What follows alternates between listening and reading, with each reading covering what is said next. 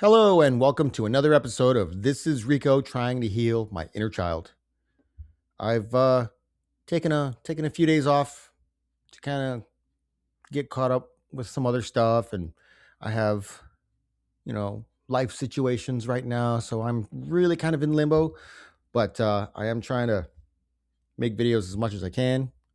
Um, I'm very happy to have gotten out my two music videos. I hope you guys enjoy those. I worked pretty hard on those. Those are both compositions I did probably 15 years ago, maybe longer. I used to have a digital 12 track, which I still have it, but it doesn't work anymore. But back then it had a built in CD burner, so you could just record and then you can mix it and then you can finish it and then you can burn it onto a disc right there, all in one machine. And I have a handful of compositions that I'm making music videos for. So, those are the first two that I decided to put out, and hope you guys like those. But anyway, let's get back to This is Rico. This episode, I would like to touch down on the topic of fear. Yes, fear. I was afraid of this. Anyway, I'd like to start by saying that I am not a doctor. I am not a therapist or a medical professional. I am just a regular person trying to navigate through life and trying to navigate what's going on in here. There's still a lot. But fear goes way back. Fear was always kind of hand in hand with guilt.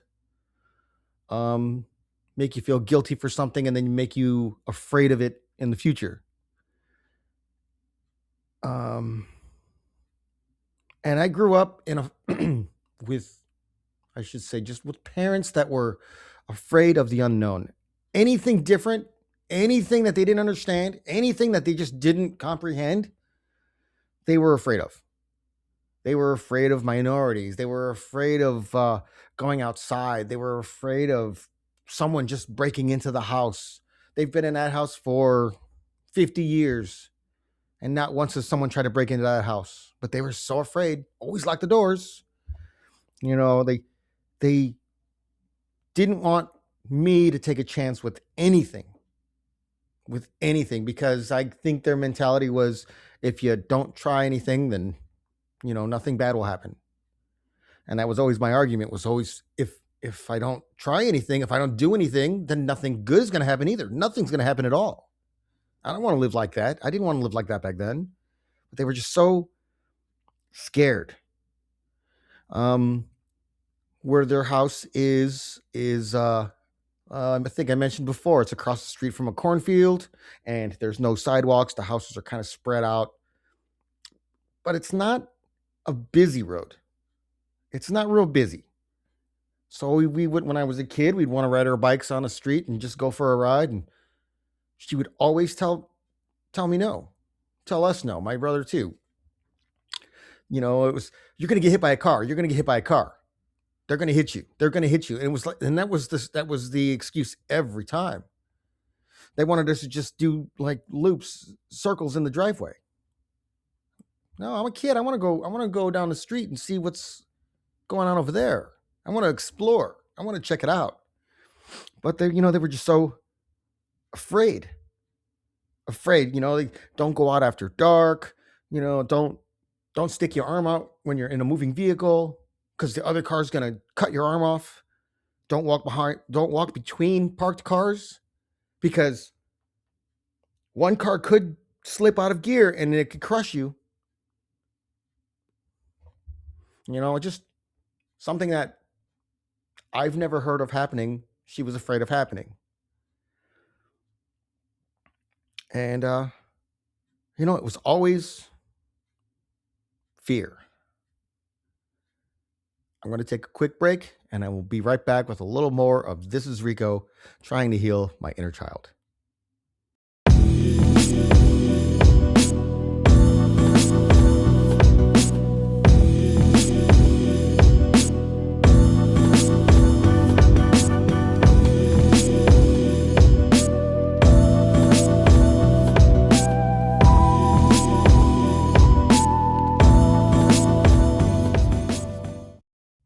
Welcome back to This is Rico, trying to heal my inner child. This episode, I'm talking about the topic of fear and what the impact it had on me as a youngster. And I was just mentioning my parents were afraid of everything, of going outside or trying things or anything. They were just kind of like nervous about stuff, and I sort of understand that they wanted to keep everyone safe. I get that, but you know, keeping them safe by just making them stay in the house all the time and not experiencing anything, that's no way to live. That's no way to live at all. Especially, my dad told me stories over and over again about how he would come across the border and come here and all his adventures and all this stuff that he would do. But then when I was growing up, he wanted me to just play it safe. Always play it safe. Play it safe. Don't take any chances, is what he used to tell me all the time. Don't take any chances. Why not? You took chances. I'm here because you took chances. Why should I not take chances? And that's a bit of my defiance to authority is you're not going to tell me what to do. And I don't understand. I think I kind of look back and I think his was supposed to be of his concern was supposed to be of like protection, keeping you safe, but it was more control.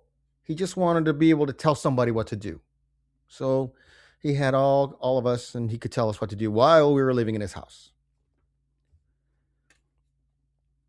Don't take any chances. And then they were just afraid of like everybody that wasn't my dad's friend. If they were my dad's friend and he was cool with them, but any of my friends, they were both skeptical, always telling me, "Oh, your friends, they just want to take your money. They just want to hurt you. They just want to steal your stuff." And they didn't even know my friends, but that's what they would tell me. And I think they were just trying to, scare me into staying home. Oh yeah, maybe they're right. Maybe they are going to try and hurt me. I'll stay home instead. Nah, that doesn't work for me. And it was anytime it was you gotta watch out, gotta watch out, you gotta watch out. Any kind of anything with people, gotta watch out for the cops. Which that one I understand. I get that one. But I'm not gonna be paranoid of every single person around me just to be safe. That's no way to get by. That's no way to live. Like looking at everybody that's around you and being afraid of them. That doesn't work for me.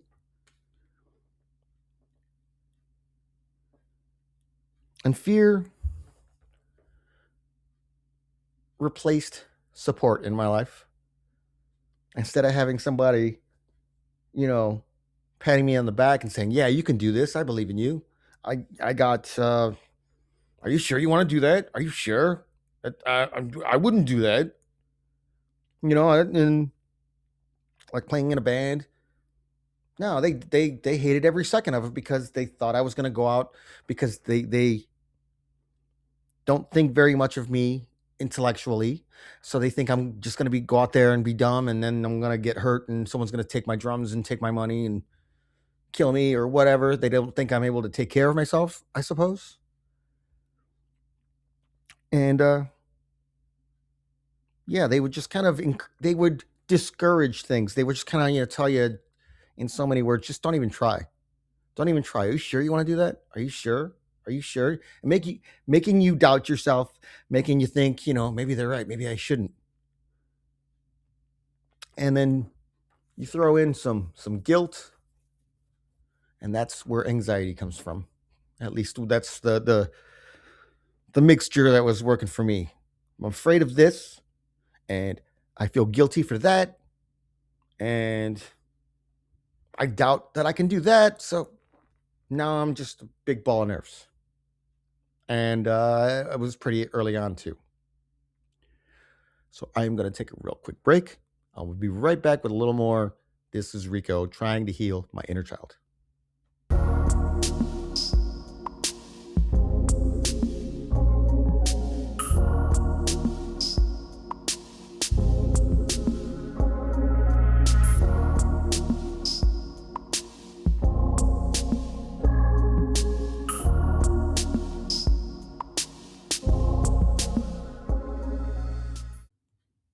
Welcome back to This is Rico, trying to heal my inner child. Getting back to the topic of fear. Or to be more precise, fear, anxiety, and worry. They all kind of were always having a little threesome in my head. You know, anxiety was just the combination of them all. It made me nervous of everything. And they didn't use these words, but it was pretty much, if you don't try, you won't fail or be disappointed. Was the mentality.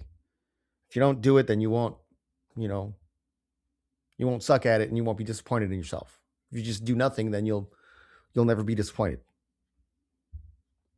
Like my dad, he got to a certain age and he claimed that he couldn't drive at night anymore. He said that the headlights were blinding him. So he had night blindness. So he just stopped driving at night. He just would work and then come home, and then once it got dark, he wouldn't go anywhere, which is fine. If that's what you need to do to be safe, that's great. But he expected me to stay home at night too, because he couldn't see. Because he couldn't see anymore, he thought maybe I shouldn't drive at night as well and just, stay on the safe, just to be safe. Just to be safe. If you don't go out, nothing bad will happen. And like I said before, nothing bad happens, nothing good happens either. And they just made me paranoid of people, because they just kind of made me think that all people are out to get me. They're all out to get you. They're all out to get you. You got to watch out. And they were always, and I mentioned before, they were really paranoid of my friends. They didn't even know my friends, but in their minds, my friends are hoodlums and thieves, and they're going to take whatever they can from me, and they're going to hurt me sometime. And you don't know my friends. Why are you saying this? I never said stuff like that about any of his friends, because his friends were all up on a pedestal. They were all saints. All of his friends were just up here. But me and my friends, we were like somewhere way down here, and we didn't really count. We didn't really matter. And he just thought that we were all wastes of space. And then in the back of my head, I have these stupid little voices saying, watch out, you better watch out, you better watch out. And then the anxiety kicks in. Now I'm anxious all the time because I think something's going to happen. I don't fear the things like they did, like the people or the outdoors or nighttime, but them telling me over and over and over again really drills it into my head. So then when I do go out somewhere, back in my mind, I'm like, is somebody going to hurt me? And I just want to have a good time. I just want to go out. I don't want to worry about somebody hurting me. And then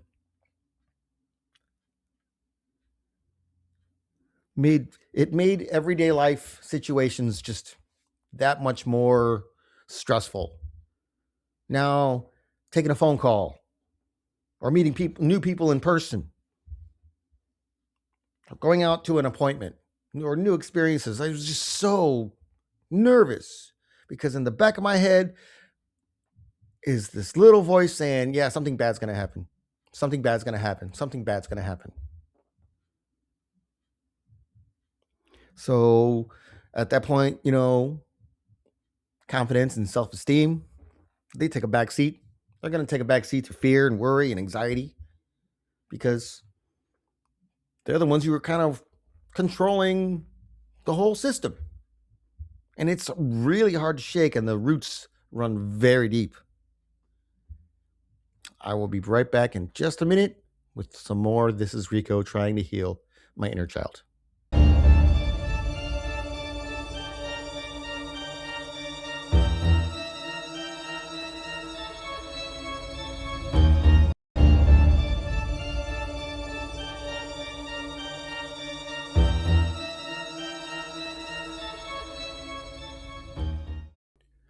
Welcome back to This is Rico, trying to heal my inner child. Back to the topic of fear.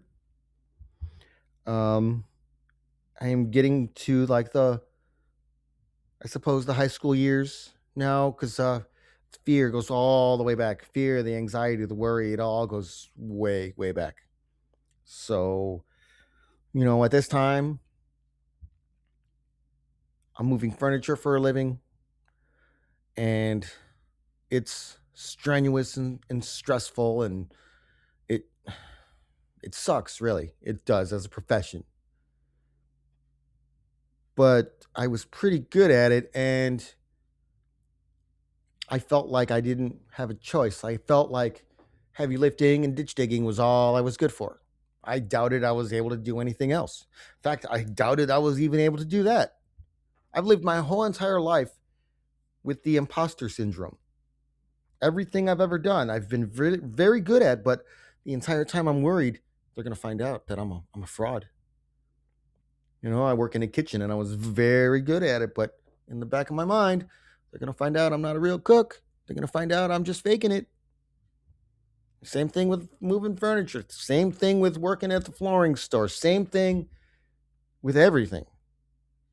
They're going to find out that I'm not really what I said I'm going to do. And I think that goes with the identifying yourself as your profession. I don't want to, just because I was a cook doesn't mean I identify myself as a cook. No, that's just a job I do for money to pay for things. Or I did, at least. And it just made it harder and harder to even consider being happy, because I thought this is all I got. This is all I'm good for. This is all I can achieve because I'm afraid. I'm afraid I can't go to college because I'm afraid I'm too dumb. I can't go because I'm afraid I'm going to fail. I'm afraid I'm just going to ruin everything. I'm afraid I'm just going to waste everybody's money and time. Fear is a great demotivator. It will stop you from doing even the things that you love. If you have somebody making you doubt yourself and make you afraid, maybe I shouldn't try this. Maybe I shouldn't try that. That's other people telling me that. It could be that they're just jealous that you get to try things and they want to discourage you from it. I don't know. I honestly can't read anyone's minds. I can only speak on my own experiences on all of this. And in my experience, those that should have been supporting me and helping me along in my growing up, they were the ones that made me afraid of everything. Afraid of just existing. That made me doubt, do I belong here? Should I even be here? They're always mad, they're always upset, they're always disappointed. So what am I doing here? You look for approval and you just don't get it, and you just don't get it, and you don't get it. If you're somebody out there that has people that support you and love you and accept you for who you are, I appreciate you people. And I'm jealous. But all I needed was a pat on the back, arm around my shoulder saying, hey, you're going to be all right. You're going to be all right. Now, all I got was fear, fear, fear. You're not good enough for that. Why are you going to try that? You're just going to mess up.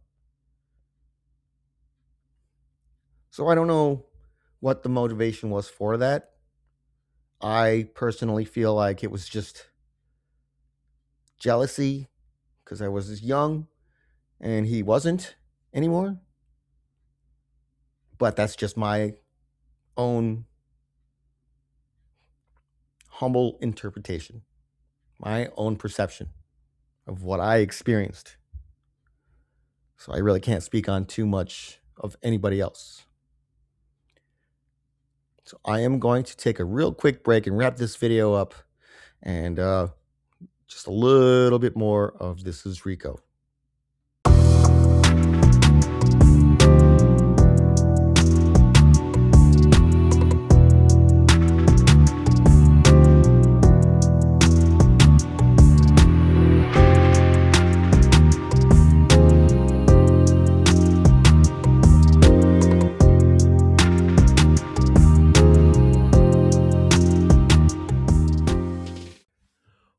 welcome back to This is Rico trying to heal my inner child. I just want to wrap this video up. I decided to just write some pages on this topic. And again, like all the other topics, I ended up writing like 4 pages. So I am going to do another segment on fear because I have a little bit more to say. Yeah, a little bit more to say on this issue. So I hope I hope that someone out there at least hears these messages and can relate, and maybe in relating they will discover that they are not alone. We're not alone. We got to take care of each other. A lot of times I know exactly how it feels to think that I'm the only one that is going through this, and I'm not.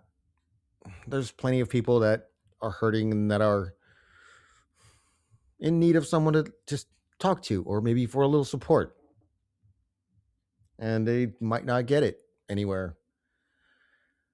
And I feel for those people. I really do. And I just hope that people realize that we should take care of each other, and that we do have each other. And I'd like to thank everyone for watching. Thank you all for the likes and subscribes and the shares. Please share these videos as much as you can with everyone that you know. Share it all over. I just want to get my message out and hope that people will hear it. Somebody will hear it. So I'm going to wrap this video up. I thank you again for watching. And I will be back very soon with another episode of This is Rico trying to heal my inner child. Thank you and goodbye.